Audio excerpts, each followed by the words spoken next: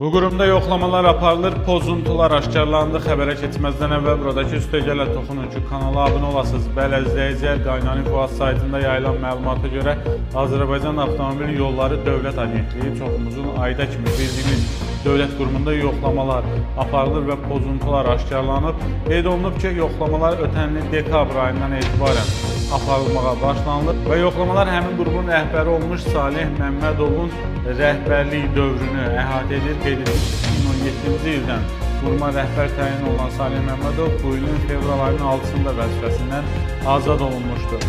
Saytın yayınladığı iddialara görə artıq müəyyən maliyyə pozuntuları da aşkarlanıb. Sadəcə hal-hazırda yoxlamalar davam etdiyinə görə ictimaiyyətə geniş məlumat verilmir. Eyni zamanda Salih Məmmədovun yaxınlarının çalıştığı qurumlarda, alt idarələrdə daha çox pozuntular aşkarlanıb. Yoxlamalardan sonra ayrıca müəyyən struktur və kadr dəyişikliklərinin aparılacağı da bildirilir.